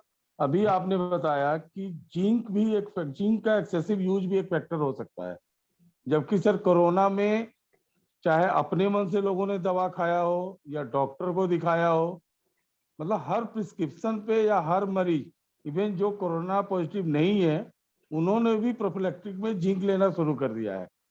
तो आपका क्या सजेशन है कि जो लोग जिंक ले रहे हैं वो जिंक लेना बंद कर दें, ताकि जो 1% की पॉसिबिलिटी है वो भी उससे बचा जा सके? सर अभी एक्चुअली क्योंकि ये बिल्कुल 10-15-20 दिन के अंदर सडन सर्ज आया था, इसलिए बहुत सारे ना अभी एक हाइपोथेसिस चल रही है कि ऑक्सीजन खराब थी, इंडस्ट्रियल ऑक्सीजन थी, या स्टेरॉइड यूज था, एंटीबायोटिक यूज था। उन्हीं में से एक ये डाउट है कि जिंक तो एक रीजन नहीं है। एक चीज तो सर आप मानेंगे कि कोई चीज की भी अधिकता नुकसानदेह होती है। पानी भी आप एक्सेस में पिएंगे तो नुकसान कर देगा आपको। तो जो चीज आप एक्सेस करेंगे तो वो आपको नुकसान करेगा। तो जिंक भी अगर आप एक्सेस डोज में ले रहे हैं, क्योंकि आपको पता नहीं कि क्या आपके लिए वाकई में कितनी आपको रिक्वायरमेंट थी, और आप उसको अननेसेसरी लेंगे तो वो भी नुकसान करेगा। विटामिन ए, विटामिन डी अगर आप एक्सेसिव यूज करेंगे तो वो भी नुकसान करेगा। तो हर चीज की जो मात्रा है वो आपके शरीर के हिसाब से होनी चाहिए। बॉडी एक अपने आप हर चीज को मतलब का निकाल के अपने अंदर डिपॉजिट रखती है। हाँ, जब हमारी कॉम्प्रोमाइज स्टेट में होते हैं तो हम सप्लीमेंट्स लेते हैं, लेकिन वो सप्लीमेंट्स आपके लिए कहीं ओवरडोज के फॉर्म में ना आ जाए। इसलिए अगर आपको जिंक के लिए बताया है तो अब तो खैर आप हो सकता है 10-15 दिन के अंदर ये चीज़ क्लियर हो जाएगी वाकई में जिंक कितना हमें लेना है कि नहीं लेना है। लेकिन जब बहुत प्रिकॉशनर में कि मुझे कोविड ना हो जाए, आप प्रिकॉशनरी जिंक लें, तो ये समझदारी की बात नहीं है सर। हाँ पंकज जी, अगला प्रश्न आपका। पंकज जी। जी नमस्कार डॉक्टर साहब। डॉक्टर साहब मेरा प्रश्न ये है कि क्या जो लोग कोविड से रिकवर हुए हैं और जो उनको डायबिटीज है या कोमोर्बिडिटीज हैं, और उनको नियमित अंतराल पे इस तरह की चेकअप कराते रहने चाहिए पहले से ही, जिससे अगर कोई ऐसी संभावना बनती है तो उससे बचा जा सके? बिल्कुल सर, आप अपनी तरफ से जो प्रिकॉशन ले सकते हैं वो यही, जैसे आपने खुद ही बताया कि आपको कोविड हुआ है और आपने मेडिसिन ली हैं, स्टेरॉइड्स ली हैं, तो आपका इंसुलिन, आपकी शुगर आपकी कंट्रोल है कि नहीं। तो एक तो चीज़ आपके कंट्रोल में है कि अगर आपको डायबिटीज़ है और अगर नहीं भी है और रिसेंट टाइम में स्टेरॉइड चल रही है, तो अपनी शुगर ज़रूर मॉनिटर कर लीजिए। मॉनिटर करते करिए कि वो ठीक चल रही है कि नहीं। अगर वो ठीक चल रही है, वो आप कंट्रोल कर सकते हैं अपने खान पान से भी। अगर ज़रूरत है तो आप अपने फिजिशियन से राय लेके मेडिसिन शुरू करा सकते हैं। और अगर कोई भी जो लक्षण मैंने बताए आपको, इस तरह का कोई भी लक्षण हो रहा है तो आप आके चेकअप कराइए। अननेसेसरी हॉस्पिटल भी आना कोई समझदारी नहीं है, क्योंकि आप अननेसेसरी अगर बाहर ट्रैवल करते हैं तो निकलेंगे हॉस्पिटल आएंगे तो आप इन्फेक्शन भी तो कैच कर सकते हैं। Thank you sir. समय ज्यादा हो रहा है, 1-2 प्रश्न और लेंगे केवल। एक भरत सिंह जी हैं, अगर कोई प्रश्न आपके मन में हो पूछ लीजिए भरत जी। हाँ जी, एक प्रश्न मुझे पूछना था। हाँ ठीक है, ठीक से कौन? हाँ पूछिए, प्रश्न पूछिए अनम्यूट करके। सरिता जी हैं, सरिता जी। हाँ जी भाई साहब हाँ, नमस्ते। सरिता जी, हाँ क्वेश्चन पूछिए अपना। सर मैं ये जानना चाह रही हूँ, क्योंकि मैं एकल अभियान की भाग प्रमुख हूँ, काम कर रही हूँ। एकल अभियान में हमारे सभी कार्यकर्ता इस समय कोविड जागरूकता के लेके गांव स्तर तक पोस्टर चिपकाना, ये सारे काम कर रहे हैं। तो जिस तरह से हम कोविड से बचने के लिए हाथों को बराबर धोते रहना, सैनिटाइजर करना, मास्क लगाना जरूरी है, उस तरह से हमारी आंखों में कोई इन्फेक्शन ना हो, तो ऐसा कोई ड्रॉप या ट्यूब या कोई भी घरेलू उपचार या कुछ ऐसा है जिससे कि हम अपने आंखों को लगातार उससे बचाव करने के लिए उपयोग कर सकें? सरिता जी नमस्कार। बहुत आपने बड़ा रेलिवेंट क्वेश्चन पूछा, लेकिन हाँ बस एक कोविड से बचाव में जो आप सावधानियां बरतने हैं उतनी ही जरूरत है आँख के लिए भी। आप अपने हैंड वॉश करते रहिए, सैनिटाइज करते रहिए, फेस को पे अपने आँख में, नाक में, मुंह पे हाथ मत लगाइए बार बार। आपको टच करना है तो प्रॉपरली सैनिटाइज हैंड वॉश करके करिए। आप बाहर निकल रहे हैं तो आप अपनी बॉडी को कवर रखते हैं, कपड़े आप आके वो चेंज करते हैं, नहाते हैं, वॉश करते हैं। तो हाइजीन से रिलेटेड ही है, कोई भी ऐसी ड्रॉप नहीं है, डालने की ज़रूरत नहीं है, क्योंकि अगर आप सिंपल वॉश कर ले रहे हैं तो वो आपका जो नेचुरल वाटर है वही आपको क्लीन कर रहा है। हाँ, इसका मतलब ये नहीं है कि जितनी बार आप हैंड वॉश करें उतनी बार अपनी आँख को वॉश करें, वो भी नुकसान करेगा। तो बाहर से आने के बाद अपनी आई वॉश कर लीजिए, हैंड वॉश करते रहिए, आँख पे और नाक पे अपने हाथ मत लगाइए। कोई भी ड्रॉप्स आपको प्रिकॉशनरी डालने की ज़रूरत नहीं है। सर किसी को छींक आती हो, किसी की नाक बह रही हो, रनिंग नोज हो, तो क्या ये भी डरने की बात है या चिंता की बात है? तो ये तो सबको ही होता है। हाँ, लेकिन आज के नहीं, क्योंकि सिनेरियो किसी पार्टिसिपेंट ने ऐसा प्रश्न पूछा, इसलिए मैंने आपके सम्मुख रखा है इसको। वही कहा जाता है ना सर, वो आज मतलब एक कहावत है ना, आज भी जला उसका जला छाछ भी। जी जी जी, बिल्कुल बिल्कुल बिल्कुल। तो इस वक्त जो है, इस वक्त स्थिति ऐसी है कि सर्दी जुकाम जो कि छोटी सी चीज है, जिसके लिए कभी डॉक्टर के पास हल्दी हल्दी दूध पी के जी वो सब करते रहिए, लेकिन ठीक। अगर कोई चीज बढ़ रही है आपके चेहरे पे, अगला चेहरे प्रश्न डॉक्टर साहब, अगला प्रश्न दिवाकर जी से ले लेते हैं। दिवाकर जी, दिवाकर जी प्रश्न पूछिए। डॉक्टर साहब से मेरा यही प्रश्न है, थोड़ा कोविड से हटकर है, लेकिन कोविड से जुड़ा हुआ भी मान सकते हैं। आजकल कोविड के दौरान जो लोग मोबाइल से ज्यादा इस्तेमाल कर रहे हैं, आंखों पर उनका बहुत बड़ा असर पड़ रहा है, चाहे वो ऑनलाइन क्लासेस हो, चाहे हम लोगों की ऑनलाइन बैठकें हो, जो भी है वो ऑनलाइन चल रहा है, इससे आंखों में बड़ा असर पड़ रहा है। उसके लिए क्या प्रिकॉशन रखने चाहिए? कोई ऐसा ड्रॉप वगैरह है जिसको डालने से हमारी आंखों में थोड़ा रिफ्रेशनेस आ जाए? ऐसा कुछ बताने का। दिवाकर जी नमस्कार। मैं ये एक ऐसी टॉपिक है जिसपे मैं चाहता था कि आप जरूर कोई ना कोई पूछे, क्योंकि ये और साथ कर ये इतने लोगों की फैमिली तक पहुंचनी चाहिए बात। सर, सबसे ज्यादा इम्पोर्टेंट है आज की डेट में, मोबाइल फोन तो छोड़ दीजिए पहले, उसको तो बाद में टच करेंगे। सबसे इम्पोर्टेंट है आज की डेट में, प्लीज उठने का टाइम सुबह फिक्स कर लीजिए। सुबह उठने का टाइम आपका आपका सूर्योदय, और हमारा शरीर केवल दो चीज से घड़ियां चलाता है। वो सूरज की रोशनी को पहचानता है और उसकी एब्सेंस को पहचानता है। तो सूर्य उदय हो गया मतलब हमारा मॉर्निंग का सिस्टम एक्टिवेट होना चाहिए, सारे हार्मोन्स एक्टिवेट होने चाहिए, कॉर्टिसोन्स एक्टिवेट होना चाहिए, थायराइड, जितने भी जो आपको दिन भर के शरीर के लिए लड़ने के लिए तैयार करेंगे वो प्रिपेयर होने चाहिए। और जब सनसेट हो जाता है तो सारे सिस्टम स्लो डाउन हो जाते हैं, जिससे कि रात में बॉडी रिपेयर होती है। सोना केवल थकान दूर करने का जरिया नहीं है, सोना आपकी बॉडी को रिपेयर करता है। और जिसमें सोते समय जो एक साइकिल होती है जिसको आरईएम स्लीप कहते हैं, रैपिड मूवमेंट स्लीप कहा जाता है, घंटे के करीब होती है, 1 से 1.25 घंटे की लगभग होती है। उसमें आदमी की पूरी बॉडी रिपेयर होती है। जैसे कि आप सिस्टम को ऑन करते हैं, कंप्यूटर ऑन करते हैं, तो थोड़ी देर वो बूट करता है।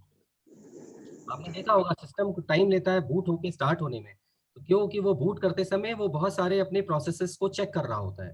तो वैसे ही आरईएम जो स्लीप होती है उस वक्त हमारा शरीर बूट होता है, और वो पूरा दिमाग से लेके आपके टो तक जो नर्व्स हैं उनको वो सिस्टम सब चेक करता है, और जो उनमें खराबियां होती हैं उनको डिटेक्ट करके उनको रिपेयर करने की कोशिश करता है। ये इतना सोफिस्टिकेटेड सिस्टम है, और ये चलता है सनलाइट से, सूर्योदय और सन। मुझे याद है मेरे पेरेंट्स ने, फादर, हमें कभी भी शायद 4 बजे के बाद हमें सोने नहीं को दिया जाता था। अगर हम नहीं उठते थे, हमें याद है बहुत खराब लगता था कि हमें क्यों उठा दिया, और सुबह के खासकर जाड़े के समय में रजाई में ही घुसे रहते थे, ऊँगते रहते थे। लेकिन अगर हम लोग नहीं मानते थे तो फादर हमारे पानी डाल देते थे उठाने के लिए। इस तरह की आज मैं धन्यवाद करूंगा कि उन्होंने वो अच्छी हैबिट्स डाली, जिसकी वजह से शायद इस एज में आने के बाद भी बहुत सारी चीजें अभी शरीर में चल रही है ठीक से। और जब आप सुबह जल्दी उठेंगे तो सोएंगे जल्दी, तो इससे आपकी पूरी बॉडी दिन भर के लिए प्रिपेयर रहेगी। अब है मोबाइल फोन की बात। आजकल का, क्योंकि आज का जमाना ऐसा है कि आपको ऑनलाइन रहना पड़ेगा, बच्चों को ऑनलाइन पढ़ाई करनी पड़ेगी, नहीं तो 1-2 साल नुकसान उनका होगा। तो उसके लिए प्लीज एक तो स्क्रीन बड़ी कर दीजिए, क्योंकि आप जो चावल के दाने पे आप लिखेंगे तो आपको लिखने में प्रॉब्लम होगी। अगर आप बड़े पेपर पर लिखेंगे तो लिखना आसान होगा। तो इसलिए स्क्रीन बड़ी कर दीजिए। स्क्रीन बड़ी का मतलब आइडियली डेस्कटॉप देना चाहिए, ना आईपैड दीजिए बच्चों को, ना फोन दीजिए पढ़ने के लिए, और ना ही उनको लैपटॉप दीजिए, क्योंकि ये चीजें बिस्तर पे ले जाकर बैठी जा सकती हैं और ये आपके पोस्चर को नुकसान करती हैं। तो बैठाने के लिए, उनको टेबल पे फोर्स करने के लिए आपको डेस्कटॉप देना है, जो कि हटाया नहीं जा सकता। वो आपको कंपेल करेगा कि बैठ के पोस्चर में पढ़े, तो आपकी पीठ भी सीधी रहेगी और आपका प्रॉपर पोस्चर भी रहेगा जो जरूरी है, और आपका कंसंट्रेशन भी बेटर रहेगा। और अननेसेसरी का आदमी वहां पे बैठेगा भी नहीं गेमिंग के लिए कि लेट के बिस्तर में घुस के बिस्तर में आप फोन चला रहे हो। तो जरूर करना है ऑनलाइन, मना नहीं है, लेकिन स्क्रीन का में मोबाइल फोन का इस्तेमाल कम करिए, बड़ी स्क्रीन का इस्तेमाल करिए पढ़ने के लिए। और अगर आप वाकई में जो सोशल हाउस वाइफ्स हैं जिनका सोशल मीडिया पे रहते हैं, तो जितना आप मिनिमाइज कर सकते हैं मिनिमाइज कर लीजिए, क्योंकि ये सब चीज़ें शायद बहुत पॉजिटिविटी नहीं दे रहा, नेगेटिविटी दे रहा है। दूसरा क्या कि आप अपने परिवार से दूर हो जाते हैं। शायद उस वक्त आप अपने घर में बच्चों के साथ बैठ के बात कर सकते हैं, अपने हस्बैंड के साथ बात कर सकते हैं, वाइफ से बात कर सकते हैं। ये दोनों बातें डॉक्टर साहब बहुत अच्छी कही आपने, और वो आपका जो मोबाइल फोन में सारा टाइम चला जाता है। दोनों ही बातें बिल्कुल सच ही हैं। अब एक प्रश्न केवल और आखिर में लेंगे। भरत जी का काफी देर से हाथ उठा हुआ है, अगर ले सकते हैं क्वेश्चन अगर आपका है तो बता दीजिए। भरत जी। जी नमस्कार डॉक्टर साहब, नमस्कार। जी सर। अरे दिवाकर जी बताओ, नमस्कार। डॉक्टर साहब ऐसा है कि अभी कई दफा हमें मोबाइल पे ही काम करना पड़ता है, तो जैसे हम काम कर रहे हैं तो उस दौरान क्या होता है कि उसमें आंख में ऐसा जिससे चुभन होने लगी। मैंने कहा एक बार ये पूछा जाए क्या है ये कैसे। जब भी हम लोग किसी भी स्क्रीन को ज्यादा देर के लिए देखते हैं भरत जी, तो झपकती काम। नॉर्मली जब हम बात करते हैं काम करते हैं तो 15 से 16 बार झपकती है। तो उसकी जब हम कोई भी काम स्क्रीन पे करेंगे तो वो ब्लिंकिंग आपकी 25% के करीब ही रह जाती है। हम हार्डली 4 से 5 बार ब्लिंक करते हैं 15-16 बार की जगह। तो उसकी वजह से आपकी कॉर्निया जो आपका शीशा है वो ड्राई रह जाता है और वो वेट नहीं होता, क्योंकि पलक उसको गीला करने का काम करती है। ओके। जब उसके ऊपर पानी स्प्रेड नहीं होगा, ऑयल स्प्रेड नहीं होगा, प्रोटीन स्प्रेड नहीं होगा, तो कॉर्निया ड्राई होने की वजह से सिम्टम्स पैदा करते हैं, जिसमें आपको जलन होगी। देखिए, शरीर का बड़ा क्लियर कट फंडा है। अगर कोई चीज उसको पसंद नहीं आ रही है तो वो काम मत करिए। जैसे आपको कोई खाने में, अगर आप कोई चीज खा रहे हैं और टेस्ट छोड़ दीजिए, टेस्ट तो आपकी इंद्रियों में आ जाता है ना। अगर वो पेट खाने के बाद आपका पेट खराब हो जा रहा है तो वो चीज नोट कर लीजिए, आगे से मत खाइए। वैसे ही अगर आप काम करते समय, आप मोबाइल फोन का इस्तेमाल करते समय आपको थकान फील हो रही है, तो इसका मतलब वो समय रोक दीजिए उस वक्त। अच्छा। लुब्रिकेंट आई ड्रॉप्स है, कोई भी लुब्रिकेंट आई ड्रॉप्स मार्केट में जाएंगे आप, अच्छी किसी भी कंपनी का लेके रख सकते हैं। जैसे आप बोरोलिन लगाते हैं फेस पे, फेस क्रीम लगाते हैं, उसके लिए आपको डॉक्टर की राय लेने की जरूरत नहीं है। तो वैसे ही कोई लुब्रिकेंट आई ड्रॉप अपने पास रख के आप उसको डाल सकते हैं। पानी मत डालिए, क्योंकि पानी और ज्यादा डिहाइड्रेट करता है आपकी। डॉक्टर साहब थैंक यू, मजा आ गया भाई। डॉक्टर साहब एकदम पूरा। अब सबसे मजा है पारिवारिक कितनी जो जानकारी मिली, फैमिलियर, दिल से छुआ हुआ एकदम। ऐसा लगे जैसे हम लोग सामने कोई अभिभावक बैठा समझाया है, मास्टर साहब। बिल्कुल सही बात कर रहे हैं, बिल्कुल सही। एक बार डॉक्टर साहब से जो दवा बताई है, जो इजली घर में रखने वाली है, इसको आप लेकर सबको व्हाट्सएप कर दीजिएगा, चैट बॉक्स में डाल दीजिएगा। हाँ, कोई बात नहीं। जैसे रिगनेस टीयर्स आती हैं, जेंटिल आती हैं, ऑप्टिव आई ड्रॉप आती है, ये लुब्रिकेंट आती है, ज्यादातर ये ग्रीन वायल्स में होती हैं। तो आप अगर किसी भी मेडिकल शॉप पे जाएं, उनसे कहते हैं किसी भी अच्छी कंपनी की कोई भी लुब्रिकेंट आई ड्रॉप दे दें, तो वो आपको दे देंगे।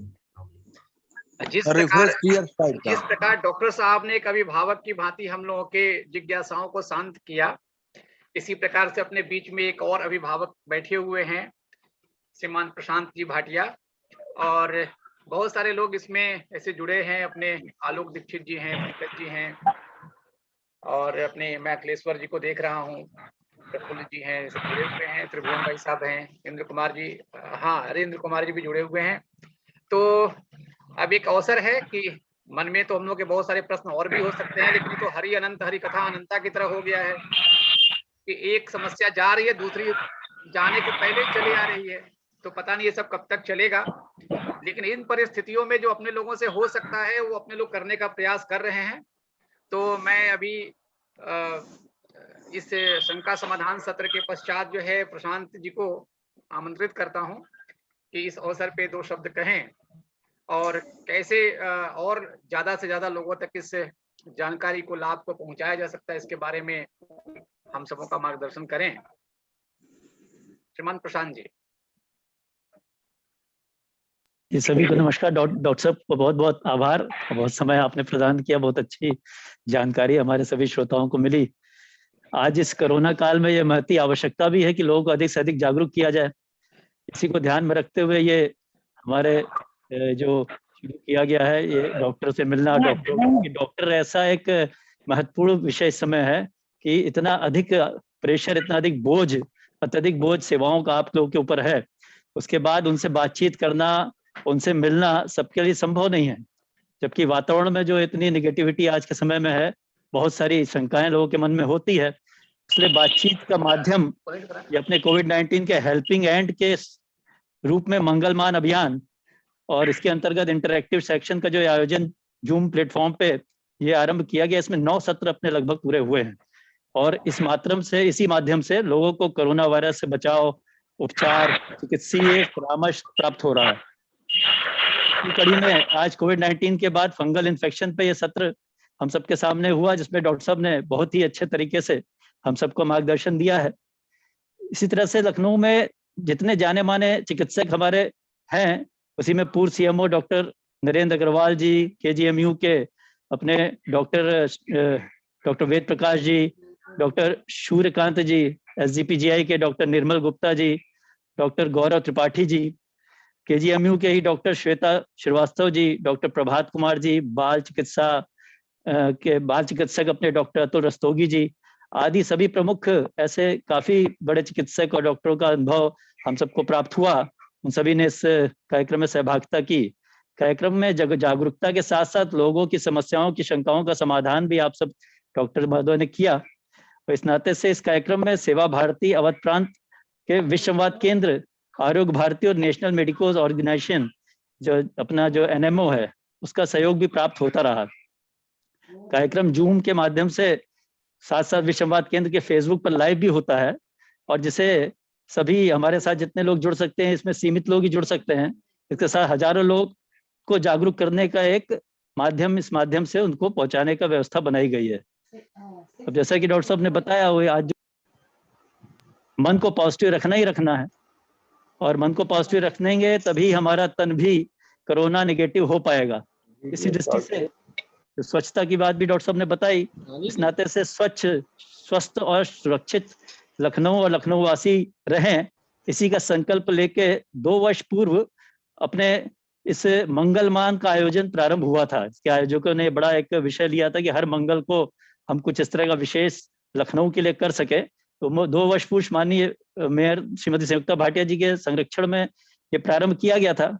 इसमें बड़े मंगल के एक जितने भी आयोजक हैं जो बड़े मंगल के कार्यक्रम करते थे, उनको एक सूत्र में पिरोकर और पवित्र भाव से पूरी विश्वसनीयता से जो विशेष जो एक आयोजन, उसमें स्वच्छता भी रहें, सफाई रहें और एक समर्पण भाव से कर सके, उन सभी को आपस में जोड़ना, उन भंडार के आयोजकों को प्रोत्साहन करना, अच्छे भंडार लगे, इस नाते से सुंदर, अच्छे और व्यवस्थित भंडार जो लगे थे उनको प्रोत्साहित करने के लिए माननीय महापौर जी के साथ अपने लोक मंगल अभियान से जुड़े सभी लोग उसमें गए भी, साथ में उनके घर में जाके उनको मिले, उनको धन्यवाद किया, जिससे कि लोगों को प्रेरणा मिल सके कि लखनऊ के अंदर पत्थर फेंक देना, सड़क पे फेंक देना, भाव जो नहीं आता था कि हम सेवा तो कर रहे हैं, हम बड़ा मंगल का काम तो कर रहे हैं, हम गरीबों को भोजन तो परोस रहे हैं, लेकिन स्वच्छता का ध्यान नहीं है, तो उस तरफ ध्यान जाए, ऐसा एक बहुत अच्छा विकल्प उपलब्ध कराने का एक अनुभव प्रयोग इस मंगलमान अभियान ने किया था और जिस प्रयोग के अनेक आयोजकों ने इस संकल्प को लेकर पूरा भी किया। हर बड़े मंगल पे फिर जुड़े, बहुत एक लंबी एक चेन बनी और पूरे वर्ष प्रत्येक मंगलवार को आयुर्वेदिक कार्य और वितरण, आयुर्वेदिक के जो अपने वितरण का कार्यक्रम था वो भी लखनऊ में विभिन्न स्थानों पर किया जा रहा है। हर दिन मंगल हो, हर मंगल का बड़ा मंगल हो, बड़ा मंगल से राष्ट्र मंगल हो, इसी भाव के अंतर्गत कोविड-19 में हेल्पिंग हैंड के सभी सत्रों की रिकॉर्डिंग मंगलमान वेबसाइट पर भी उपलब्ध है और साथ ही एक हेल्प डेस्क भी उपलब्ध है जहां पर कोविड-19 संबंधित जानकारी एवं संसाधनों की उपलब्धता आदि का विवरण दिया जा रहा है। सही तरीके से सटीक जानकारी लोगों तक पहुंचाई जा सके और साथ ही एक ऑक्सीजन बैंक की भी व्यवस्था करने का एक विषय अभी डॉक्टर साहब अभी राम कुमार जी हमें बता रहे थे कि इस तरह का एक यहाँ से एक घोषणा हो जाए कि बहुत सारे लोगों के पास ऑक्सीजन सिलेंडर पड़े हैं, अब उनका इलाज हो चुका है, अब उसकी उपयोगिता नहीं है, लोगों ने खरीद लिए हैं, क्योंकि उस समय तो इतनी मारामारी थी कि उस समय इसका विकल्प कुछ था नहीं, इसलिए बहुतों ने खरीदा है, बहुतों के पास पड़े हुए हैं। तो क्या हम उसकी सूची बनाकर या अपने वहाँ जो है उसको भी इस पोर्टल पे डालकर हम कितने हमारे पास है, हमारे जो इस मोहल्ले में, परिवार में, रिश्तेदारों में कितनों के पास, अगर ये सूची एक बन जाए तो मंगलमान के द्वारा, इस समिति के द्वारा आवश्यकता पड़ने पर, जिनके पास आज भी आवश्यकता पड़ती है, भविष्य में कभी आवश्यकता पड़ती है, ऐसा कोई जैसे तीसरी वेव की भी बात कभी कभी आती है, कोई भी अचानक कोई विषय आता है, तो उसमें हमारे पास एक सूची रहे, डाटा बैंक रहे, जिससे आवश्यकता वाले लोग तक हम ठीक से उसकी उपयुक्ता को सिद्ध कर सके, ऐसी एक आवश्यकता को ध्यान में रखते हुए हमें आगे बढ़ने के लिए ये आयोजन लगातार होता रहा है।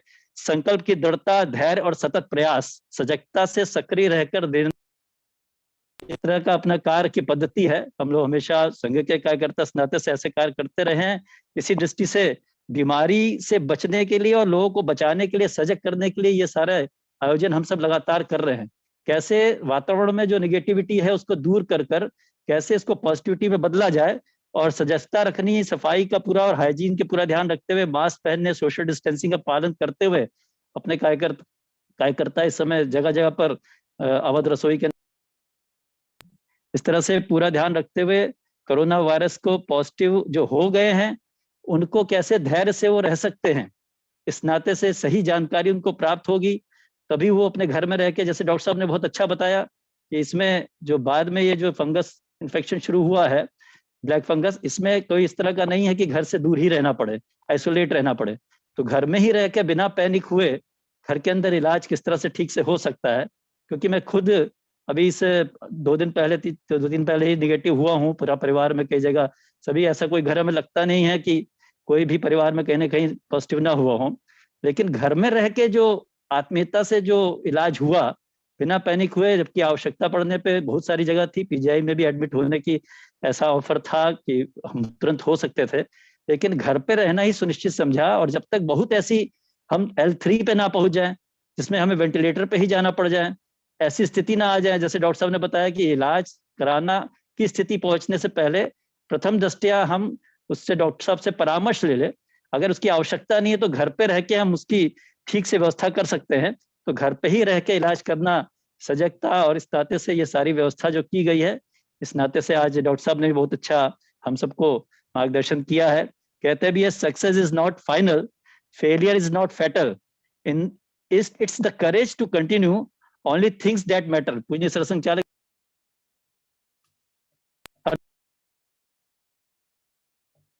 यश अपयश को भी सतत प्रयास करना, जब तक कि अपने लक्ष्य, जो कि इस समय हमारा महामारी को पराजित करना ही हमारा लक्ष्य है, जब तक वो प्राप्त ना हो जाए तब तक दृढ़ संकल्प बांधकर, निश्चय रखकर, सत्यता व धैर्य पूर्वक सतत प्रयास, सजग प्रयास और सक्रिय प्रयास करना है।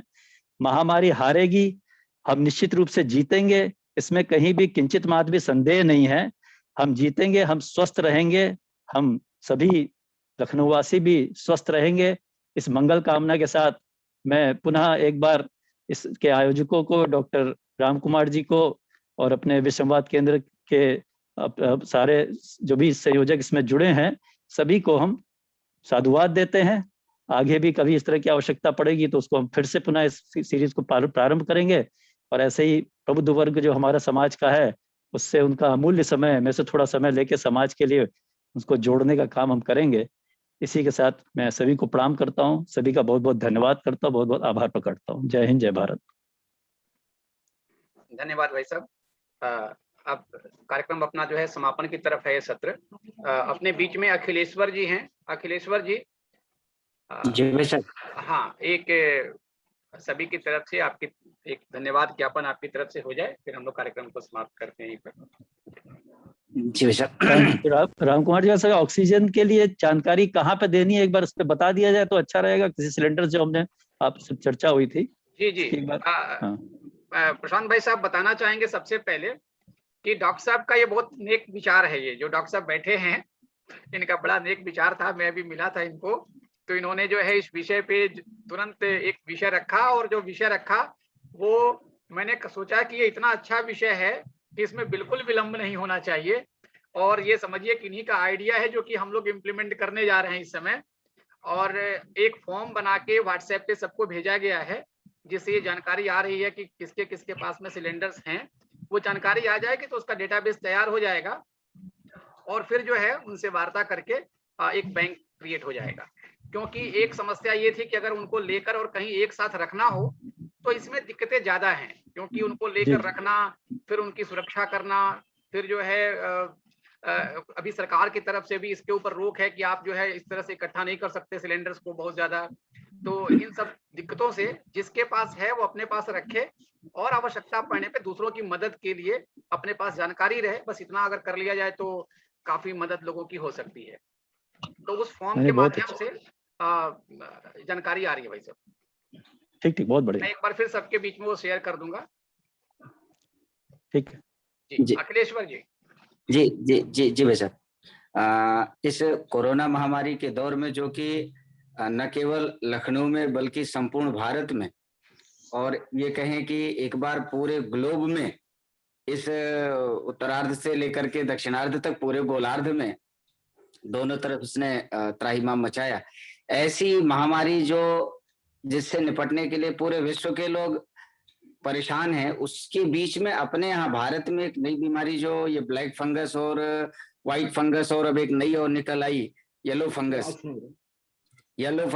उससे निपटने के लिए जो डॉक्टर साहब ने, डॉक्टर सुधीर सर ने जो हम लोगों को दिशा निर्देश दिए, वो वास्तव में डॉक्टर साहब ने वहीं से शुरू किया जहां से एकदम सीधे बताया कि हमारा जो ये फंगस है ओमनी प्रेजेंट है, सब जगह पाया जाता है और हमारे नाक में सदैव हमारे साथ जीवित रहता है, कहीं से आना नहीं है, कहीं से जाना नहीं है, कंटाजियस नहीं है, बावजूद इसके बस केवल हमारे शरीर में रहता है। जैसे हमारी इम्यूनिटी कम होगी, थोड़ा सा भी कंप्रोमाइज अगर इम्यूनिटी के साथ हुआ तो ये हमारे स्वास्थ्य को अपने कब्जे में लेकर के, और डॉक्टर साहब ने पूरी साइट बताई, नाक से शुरू होकर के फिर आपके एक तरफ मैंडिबल के ऊपर, फिर आंख, फिर उसके बाद ब्रेन पर जाकर के अटैक करता है।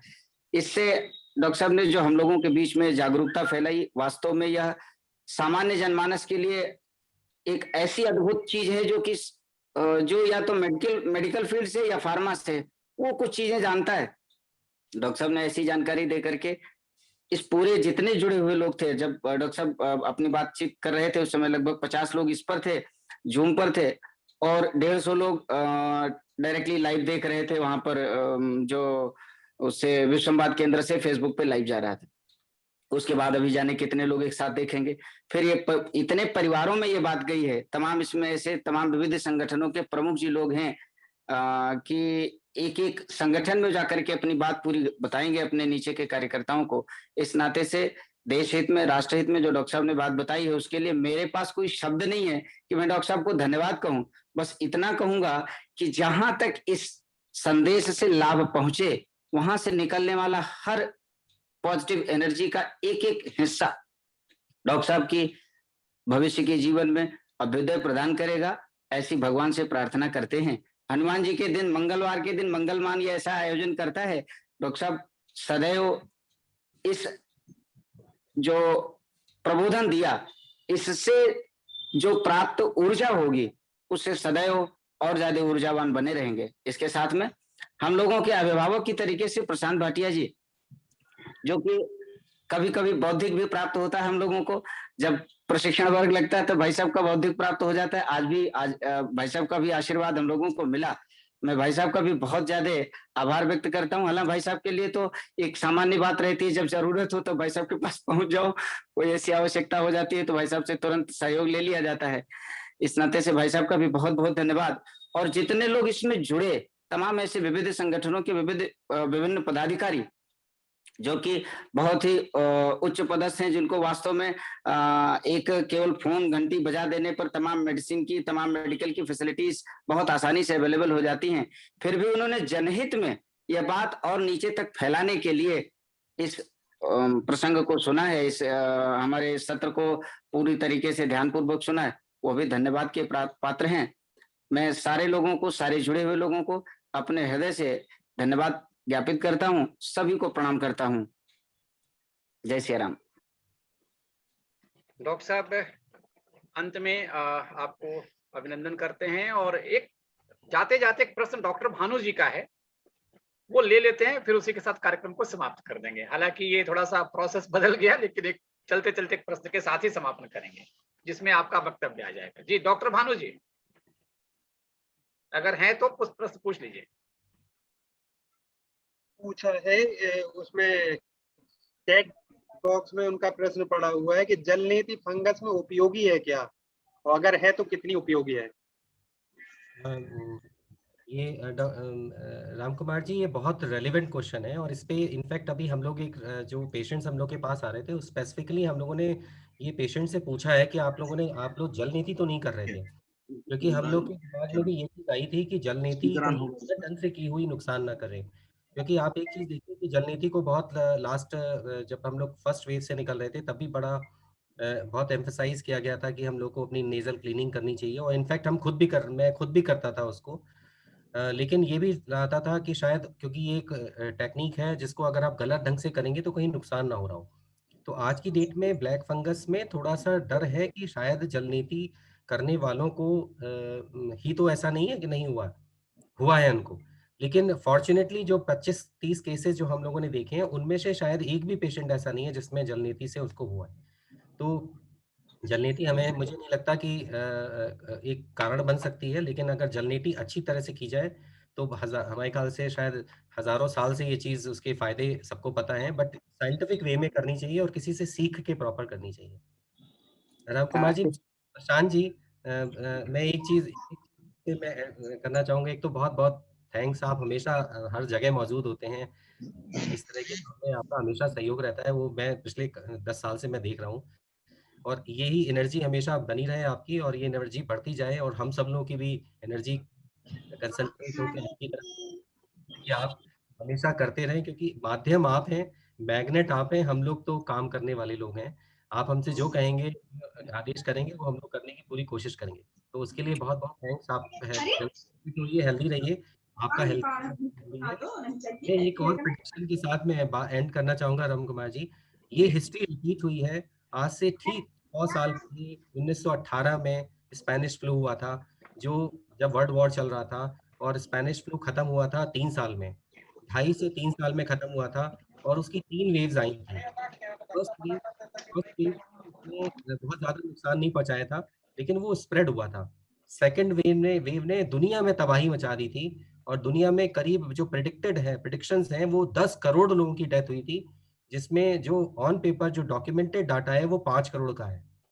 उस वक्त इंडिया में करीब 1.7 करोड़ की डेथ हुई थी जो डाटा है, बट प्रेडिक्शंस हैं कि शायद वो मोर देन 2.5 करोड़ के करीब की डेथ हुई थी। पूरी दुनिया में पॉपुलेशन डिप कर गई थी। हिंदुस्तान की पॉपुलेशन पिछले सैकड़ों सालों में एक बार ही केवल कम हुई है, और वो भी वही साल था। तो हम लोग उस स्टेज से भी निकले। थर्ड वेव थी वो ऑस्ट्रेलिया से स्टार्ट हुई थी, और वो ज्यादा इफेक्ट नहीं की थी क्योंकि ज्यादातर लोगों में एंटीबॉडीज बन गई थी। ये वो समय था जब वैक्सीन नहीं थे, ना एंटीबायोटिक्स थी, ना कोई एंटीवायरल मेडिसिन थी, केवल नर्सिंग केयर से दुनिया ने वो जंग को जीता है प्रशांत जी। तो इस वक्त तो सारे टूल्स मौजूद हैं। हाँ, पॉपुलेशन ज्यादा हो गई है तो नुकसान जरूर ज्यादा होगा, ह्यूमन लॉसेस होंगे, लेकिन मेरा जो पर्सनल प्रेडिक्शन है कि इंडिया शायद 6 महीने के अंदर ये निकल जाएगा इस स्टेज से, और शायद थर्ड वेव में उतना इफेक्ट नहीं करे, लेकिन हमें पूरी तैयारी रखनी है। जो ऑक्सीजन सिलेंडर डंप पड़े हुए हैं वो पूरे तैयार रखने हैं, क्योंकि हमें अपने सारे औजार तैयार रखने हैं। अगर कभी भी इस तरह की चीजें हों तो हमें ये शॉर्ट, हमें बेचैनी मतलब बेचार हम लोग को लाचारी ना महसूस हो। तो हर तरह से तैयारी रखते हुए, और ये 6-7 महीने के अंदर सर हम लोग विल बी थ्रू इस हो सकता है दुनिया ना निकल पाए, लेकिन हमारा देश शायद 6 महीने में इससे निकल जाए। डॉक्टर साहब, भगवान करे बहुत ऐसा अच्छा ही होता हो, है। और भारत के साथ साथ दुनिया भी इससे निकल जाए। हम लोग तो यही प्रार्थना करेंगे। बजरंग बली के अपने लोग उपासक हैं, निश्चित तौर पे हनुमान जी अपने लोगों को मंगल के दिन ये मंगल आशीर्वाद अवश्य देंगे कि हम लोग जो है इस महामारी से जल्दी छुट्टी पाएं, और पूरी दुनिया में भी जो है सर्वे संतु निरामया के मंत्र से फिर गूंजे। बहुत बहुत धन्यवाद आप सबका। बहुत बहुत प्रशांत जी कुछ कहना चाह रहे हैं? हाँ प्रशांत जी,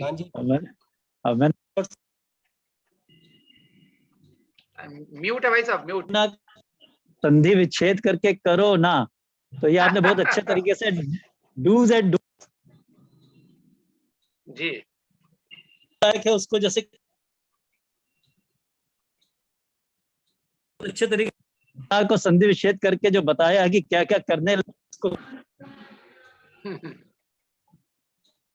ध्यान में रख के हम आगे बढ़ेंगे तो बहुत अच्छा। और ये जरूरी है कि हम लोग तैयारी करके रहेंगे तो निश्चित तौर